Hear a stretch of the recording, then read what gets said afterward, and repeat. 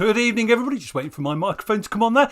Good evening. Welcome to everybody. Welcome to those of you who are joining us live for yet another of our A-Level Economics Revision Blast live streams. And tonight we're talking about labour markets. Just before we came on air, I was chatting away to Nikki and Isobel here about how important labour markets have become in the real world of economics over the last 10 years or so. So we'll be talking about some of the real world applications of the labour market theory as we go through tonight's 30 minutes or so of quick fire activities. Just before we do that though, and a quick reminder to you, if you've not seen before, we've got one more session to go after today. We've got financial markets next week, and then the team are out and about. We are out delivering live economics revision sessions in a cinema, hopefully not too far away from yourselves. If you haven't already looked at this, we have some seats left available. Do have a look on the tutor2u.net website and have a look to see whether that might be close to you, relevant to you, and useful to you. I know it will be useful. I know it will definitely be useful. So, as I say, we're here live with Isobel and Nikki. Isobel in the middle of the screen, Nikki on the right-hand side. Good evening, both. Hello. Good evening. As I said, how important is labour markets these days? It's become very, very important, hasn't it? Right, so let's get cracking with some of our activities. Here we go. Handing over to you two guys. Right, we're going to kick off this evening with a nice simple multiple choice question. We've got 5 multiple choice questions coming up. This is what we call in economics a bit of a banker because it's nice and fast. On the whole, multiple choice questions should take about a minute. But when you get one like this, that allows you to bag a little bit of time, hopefully to spend on some of those more complicated ones. So we've got lots and lots of answers flooding in already. Hello, Breebury. Hello, Haptel. Hello, Party Pooper. Lovely to see you all again. Everybody's coming up with answer D, derived demand. The demand for labour is derived demand. We don't want those people sitting in our office looking pretty. We want them to produce an output. So we don't actually need them for themselves. It's a derived demand. What a flying start. We're off and running. Okay, question 2. In a perfectly competitive labour market. So here we're talking about a market where the labour is homogeneous. They're all the same. We can't we can't discriminate between them, and this means that the labour themselves actually don't have any negotiating ability at all, because if they ask for a pay rise, the bosses would just say, oh, next person offers exactly the same skills as you, and so they have no bargaining power whatsoever. So in a perfectly competitive labour market, the demand curve for labour is determined by. Now, word of warning, if you are Edexcel, you probably won't know what on earth we're talking about. If you are OCR or AQA, then hopefully you will know. And just another little word here, some schools are just teaching this now. So if it's a little bit new or you haven't quite got there yet, try not to panic. It is going to happen. You will see it. So let's have a look at some of those answers. We're getting lots of answers C from the Riddler, from Breebury, from Joe, from Abbas, from Heptel. So total physical product is the output, is the physical output. It can't be that one. The demand for labour curve, is it the marginal physical product per employee? So that's how much the next person makes. But what we're interested in economics is how much we can sell that product that the last employee made. So the marginal revenue earned by the next employee, the marginal revenue product is what we want. So answer C is indeed correct. Well done, those that are offering those answers. Fantastic. Okay, now the discouraged worker effect. So this is a new kind of concept, and what we need to think about is discouraged workers are kind of those that are not officially called unemployed, but they are of working age. So here, be careful how you read this question.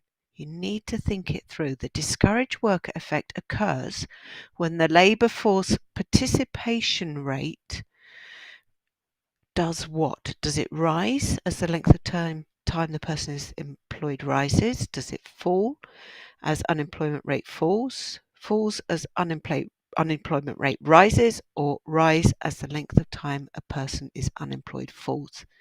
This is one of these questions that you actually need a little bit of that spare time, that bagged time to think about. So the discouraged worker effect, those people that slip out of the economic activity rates. So what we have is when the labour force participation rate falls as the unemployment rate rises. So these people, unemployment rate rises, the answer is actually C. As I can see, a lot of you have gone for A. What actually happens is unemployment rate is rising, and then these guys just decide, you know what? I can't be bothered to be unemployed. I can't be bothered to seek a job. So they slip out and become economically inactive. And that is called the discouraged worker effect. That was tough indeed. Thank you, John. Right, question 4.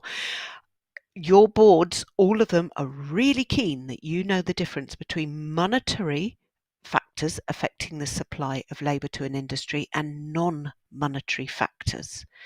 So here the question is, which of these is a non-monetary factor affecting labour supply to an industry? So have a look through which one strikes you as being one that is not about finance, not about money. So we've got answer B coming through. Quite a lot of people are saying B. Great, that's fantastic. Yes, a lot of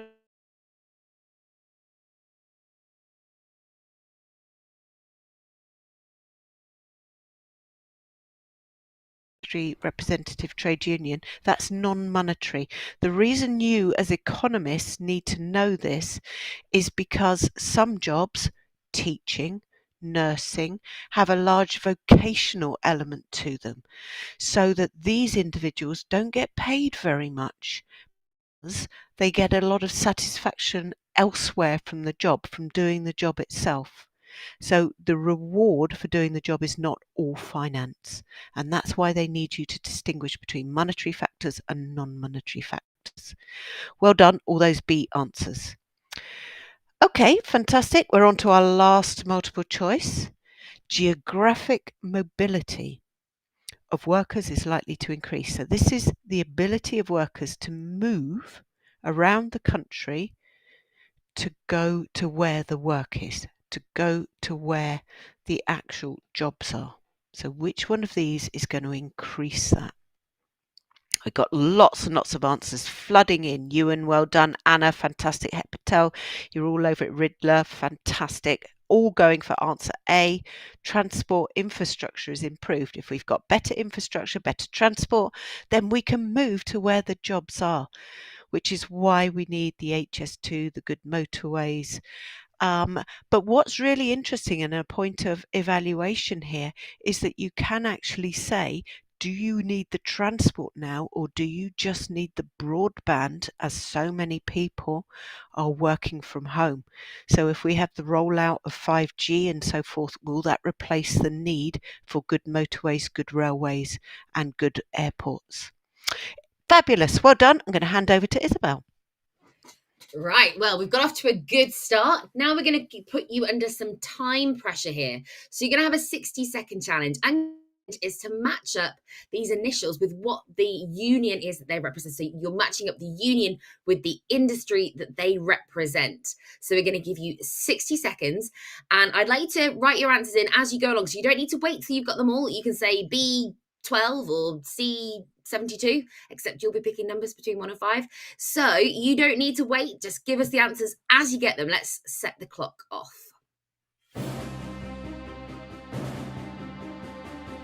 Oh, straight in there. We've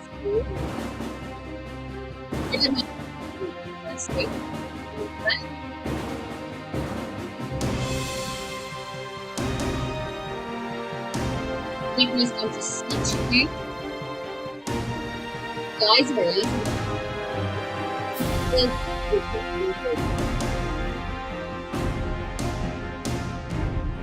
Can we get the whole set? Oh, Ping Ching's gone for the whole set. Correct. Don't worry, Paul, you don't know any. Maybe some actually it's really useful for us to know. It's all the way through.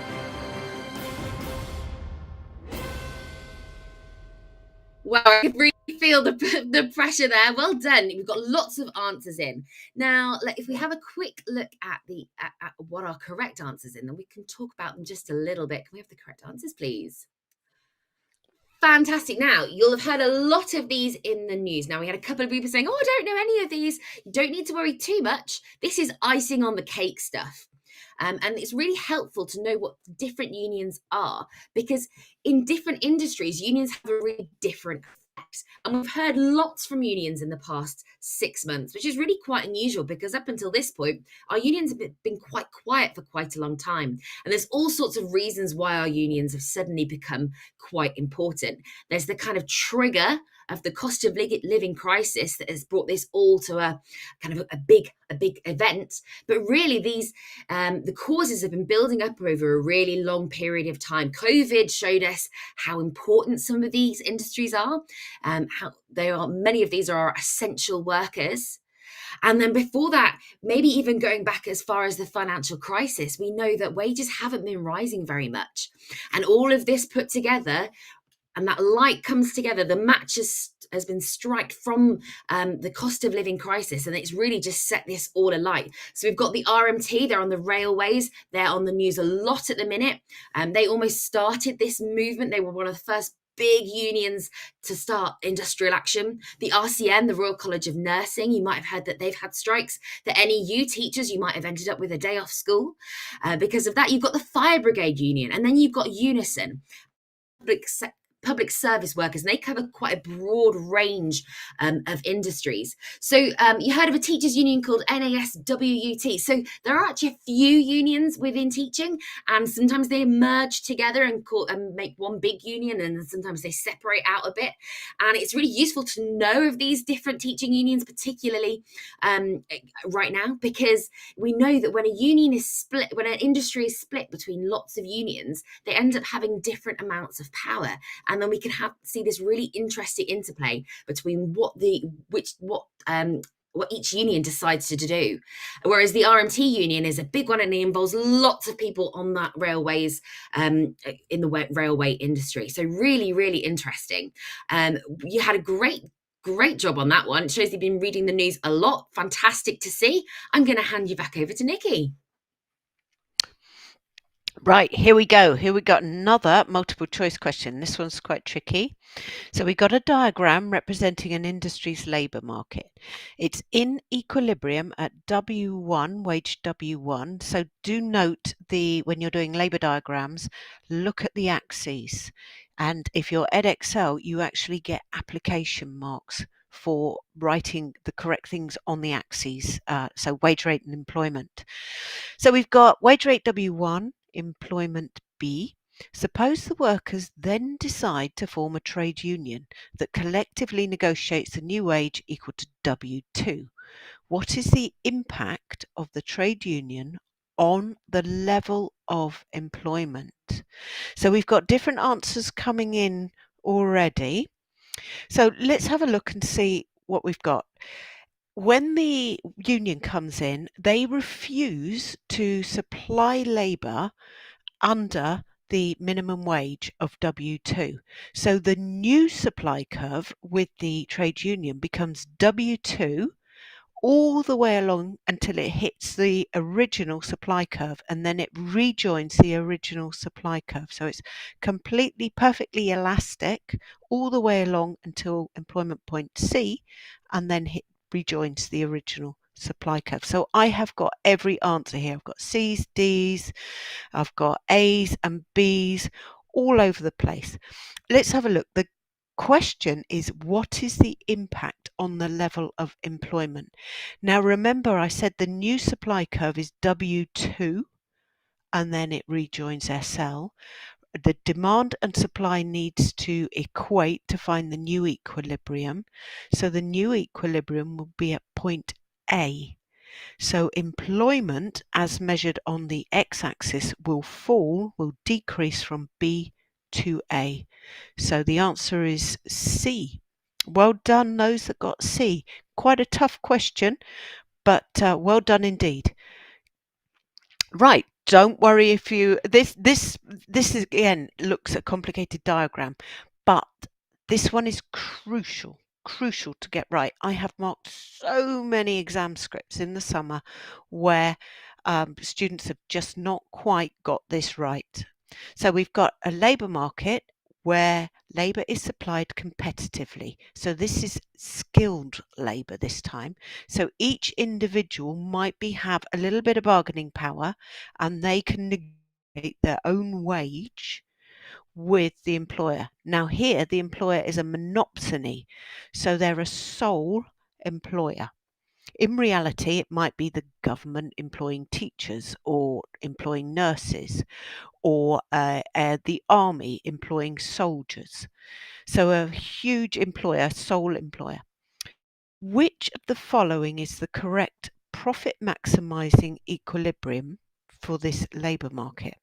Now, what we need to do is equate marginal cost of labour with the marginal revenue of labour. So we're looking, that will give us the profit maximizing output. So where MCL is equal to the marginal revenue product of labour, MRPL is QL1. Now, so many students would tell me that's at wage rate W3. It's not. That just gives you that where MCL equals MRPL gives you the output, the employment, the profit maximizing employment. The wage rate, we have to come off the average cost of labour.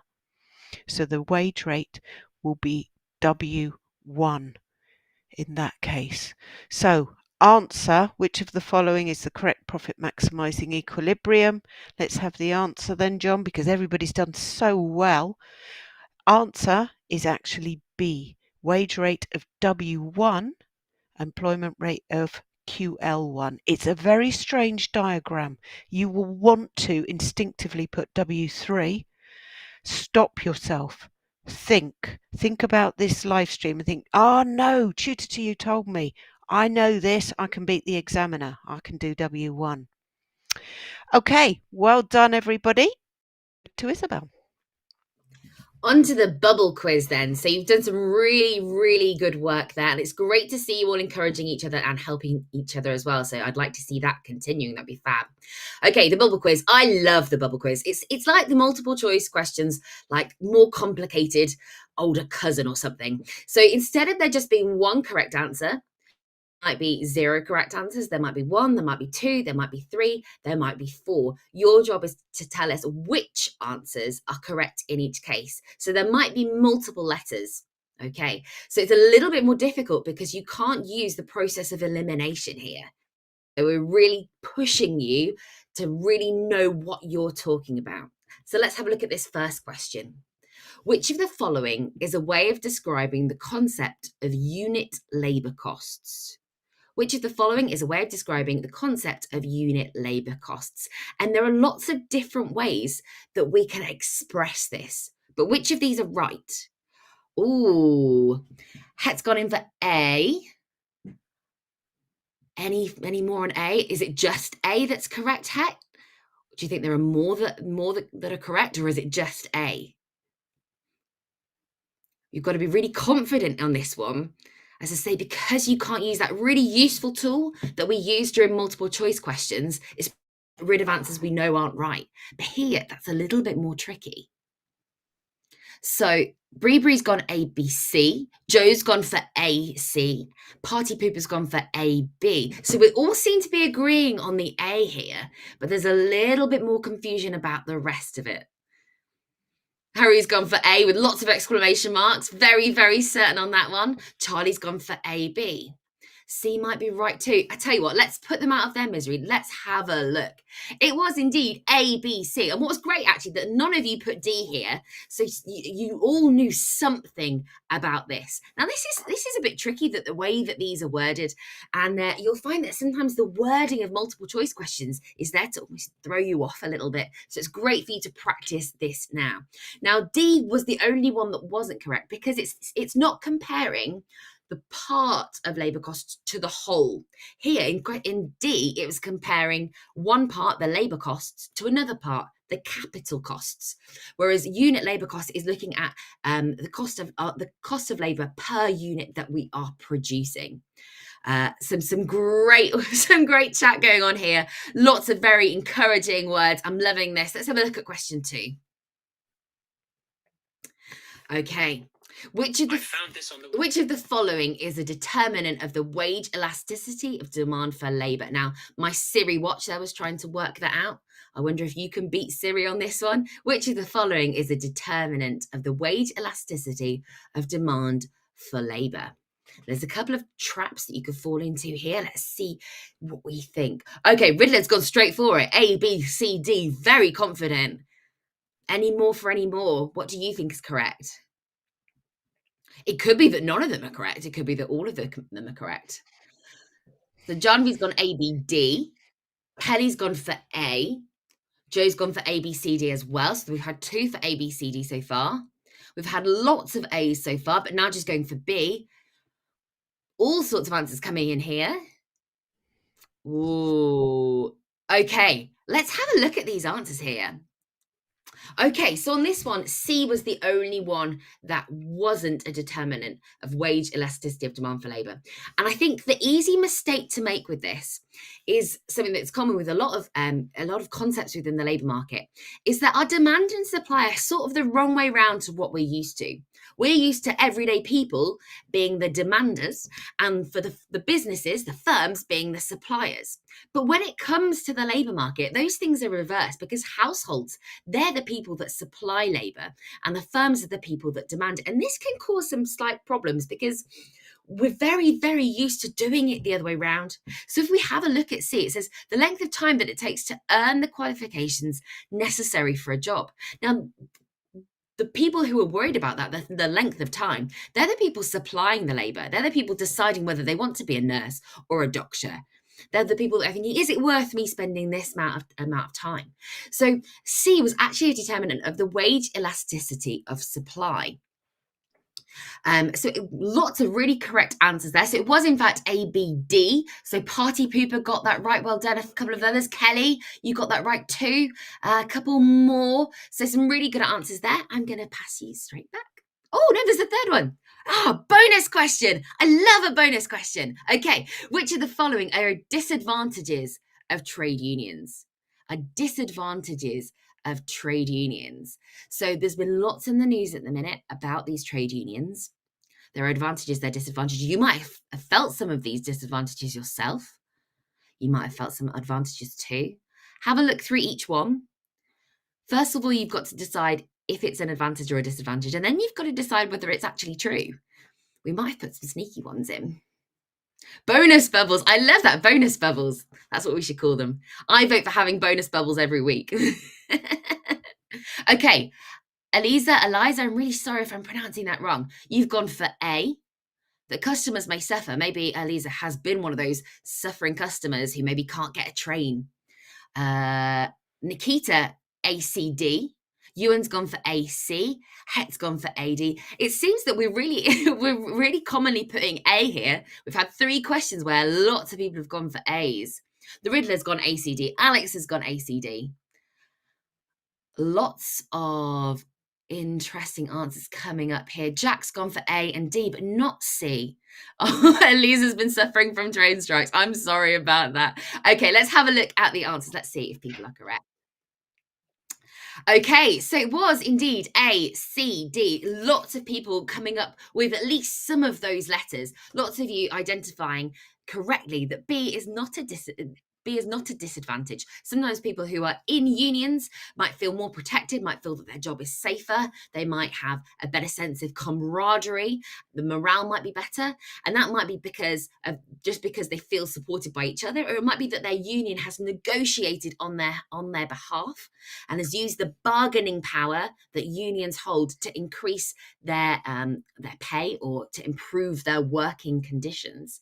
So A, C, D. So we've got the customers suffering, like Elisa. We've got a trade union that might demand additional and unnecessary workers are hired by firms. That's going to create some inefficiency within our systems. And higher pay in unionized industries might cause workers to be displaced to non-unionized industries, as we know that it can cause the amount of workers to be employed to reduce, and that has an effect. We've got some questions coming through. I'll just address these quickly. So, don't people have to pay to be members of trade unions? Yes, they do, and often that's going to be a question of costs and benefits as well. So, trade union membership was declining because people were finding that the cost of the membership was outweighing the benefits that they were receiving, because the unions weren't striking, they weren't putting pressure on employees too much. And so that's why lots of people left trade unions. Now we're seeing that trade union membership is rising because they're seeing that their rights are changing as a result of trade union membership. So we know that a rational worker will weigh up the cost of being in a union versus the benefit that that's going to give them. And there's a bit of a risk decision there as well, because in some industries, teaching, for example, unions will provide legal help in certain situations. So sometimes people see joining a union as sort of an insurance against the fact that they might get into a complicated situation with their employer that they need some legal support with. So it's a bit of a way, it's definitely a rational decision that people have to make. And so in a question about this, you could start bringing in a bit about behavioural, a bit about people's maybe risk aversion, all sorts of different bits you can pull into the union's debate. So it's a really, really useful one. Okie dokie. Moving on then, back to you, Nikki. Thank you. Right, we're going to have a look at activity Devil's Advocate.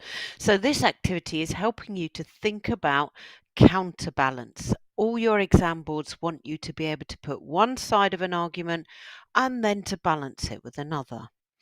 So here we have an argument. The use of the national minimum wage or the national living wage will boost the take-home pay of thousands of workers, of lower paid workers, leading to a reduction in levels of poverty. So that statement, if you have that statement, you've written that.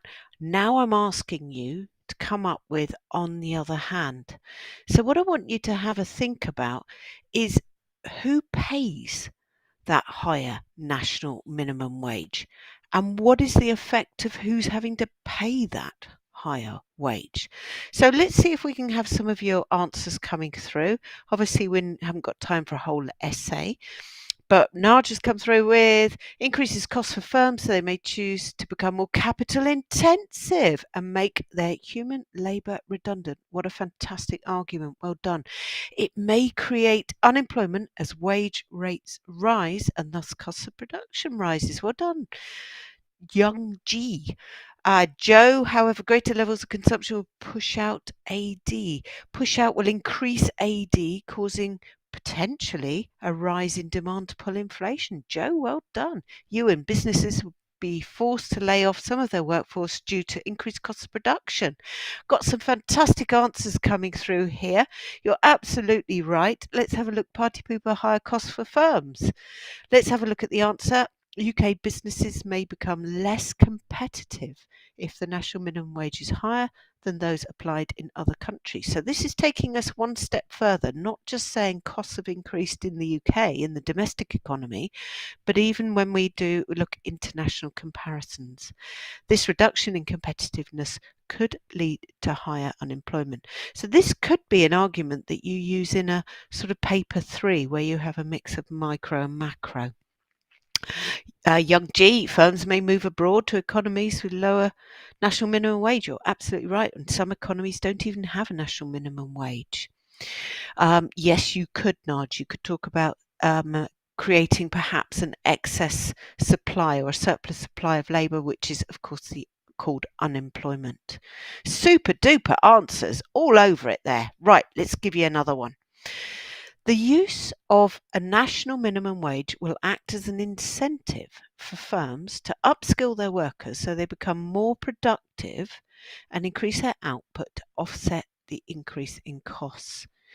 So what we're saying here is actually that if you increase a national minimum wage or the national living wage, then firms will feel, oh, well, let's spend some more money on these workers and upskill them to make sure that they're working, that I'm getting my money's worth out of them by employing them. So I want you to have a think about that and think, well, what could be a counter argument? What do you think might be a different kind of argument? Do you think that firms do upskill workers on the minimum wage? Can you see supermarkets upskilling their till assistants? Can you see security firms upskilling the security guards to get more money out of them? So let's have a look. MRP may be more a determinant of this, says Young G. If costs are already going up on the wage increase, they won't want to spend even more on training them, party pooper. I would tend to agree with you wholeheartedly. I think they will probably resent having to pay more for these minimum wage employees, and are unlikely to think, oh great, let's go and upskill them and spend even more on them. But on the other hand, they might. Alex, I think you're spot on. They'll consider substituting to capital, much be cheaper in the long run. And going back to my argument of those supermarket employees, every supermarket I go into now has got more and more self-serve because you have one person and lots of machines doing the work. Could the firm's business objectives come into play? Yes, that's very true. Well done. And let's take one more, Remy. More people would benefit from minimum wage, generally in low-skilled sectors, and may increase. And any increase in training would be negligible for their output. Yes, that's true. Good point. A nice bit of evaluation there because you've made a judgment.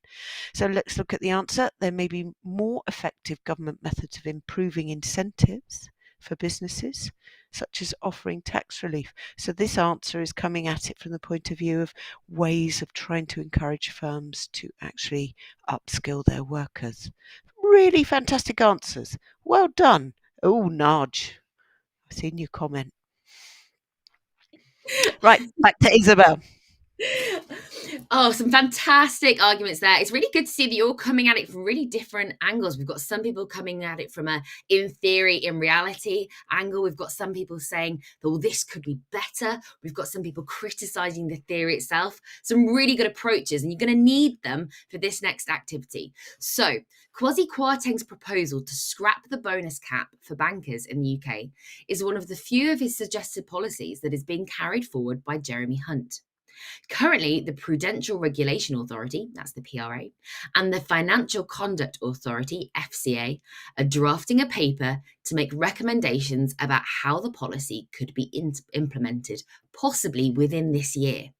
So we're asking you to give one argument for and one argument against the government's proposed removal on the cap of bankers' bonuses. There is a lot to think about there. You've got all sorts of bits coming in and out here. We've got a bit of the macroeconomic side of it. You've got a bit about the financial markets. You're going to have to draw in your knowledge from that, as well as all this stuff you know about Labour.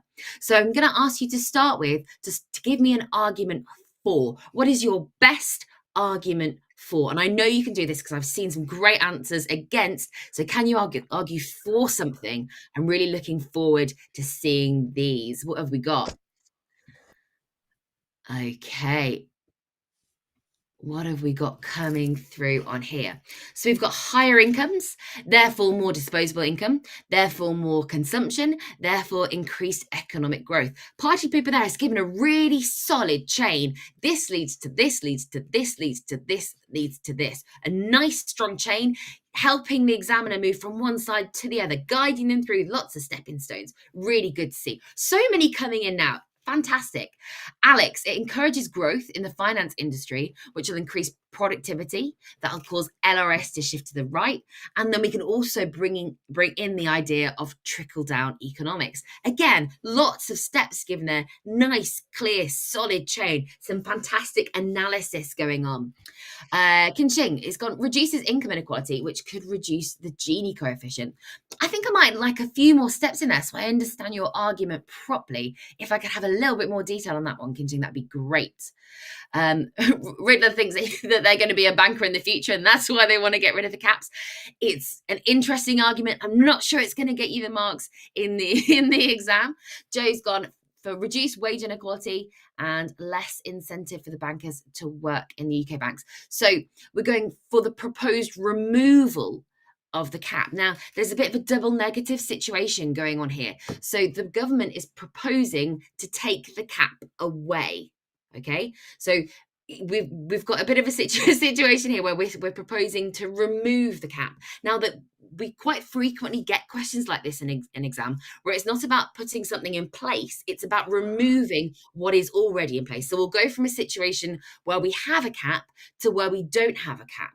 Now, for a few of you, that might affect your answer. You might want to switch your arguments the other way around, and just make sure that you're arguing pro the point that we should remove the current cap. Okay, so it's a bit of a confusing one there, but this does happen in exams. It's all about, should we reduce the tax? Should we remove the subsidy? So you need to get your head around this. Okay, let's see what we've got for. So we've said it could lead to higher taxation revenues for the UK government, easier for UK banks to attract the most talented bankers, and may prevent companies from relocating abroad. That might be a really strong argument. Given Brexit, that we need to keep as many firms in the UK as possible, because we have lost some because of Brexit. That higher taxation revenues, you might want to bring that into the fact that many bankers are going to be on higher marginal rates of tax, because they're likely to be in a higher tax band, and therefore it makes even more of a difference. Let's go with the against now. I think we've had a couple already come through against. So you might want to just retype what you've got and copy and paste back in. Let's see what we've got as against. Some interesting stuff coming through. It's interesting that also we got a much broader range of answers than just R2. So you're clearly thinking outside the box. So Alex has started his answer with however, and that really signals that he's giving a different point of view here. So that's really helpful. However, we're seriously losing attractiveness to TNCs as a financial hub. Many are moving to Frankfurt or New York. So we can use that to support the arguments that we've already given. Riddler says that bankers going abroad for higher pay. It means we've got less hot money inflows and reduced capital investment. So remember here, we're arguing against the removal of the cap. So therefore, really, we're arguing for the cap to stay in place. Okay, so the argument that we're making here is that the cap should stay in place. So let's have a look at what we've got here. We've got, in reality, it would increase the income of already high earning sector, banking, because we know that the banking sector is typically very high earning. And that would lead to an increase in the Gini coefficient, which for the UK already sits at 0.35 and demonstrates higher inequality. Now, what Party Poop has done there is given a nice clear chain, starting with in reality, which is suggesting that there's going to be a bit of evaluation here, and then bringing in the knowledge about the financial sector, as well as knowledge about the UK inequality. So lots of points being wrapped up here, because showing really high level analysis, really high level application, bringing in every opportunity to get marks as we possibly can. Dabarito, income effect. The high income individuals will value their free time more than work time, and therefore they might reduce the productivity because they're not working as many hours. We've got to be careful about how we use the word productivity here, because if we're using productivity as per hour worked, then there might be an argument that more rested workers might actually work better. But we know that maybe participation in the workforce might decrease. Some really interesting answers here. Let's go one more. Eat the rest. Civil unrest, political problems. Going for an emotive argument here. Reducing international confidence in our economy. Reduce inward investment. Negative economic impact. Less corporation tax collected, as the bonuses might eat away from the profits. Some great answers here. So we've got bonus culture. Encourages short-term decision-taking rather than focusing on the long-term strategic decisions. And passive shareholders may not scrutinize pay awards excessive payments. And you might argue that some of that was the cause of so much of the financial instability in 2008. Blimey, you guys, I am so impressed at what we've seen tonight. So impressive. Absolutely right, Isabel. The quality of some of those answers, last two questions in particular, have been superb. Absolutely outstanding. I've got my usual list of thank yous in terms of people who've contributed tonight. And as usual, it's really, really long. Apologies if I've missed you out here or if I mispronounced your name. Excuse me, I'm getting so excited by the names.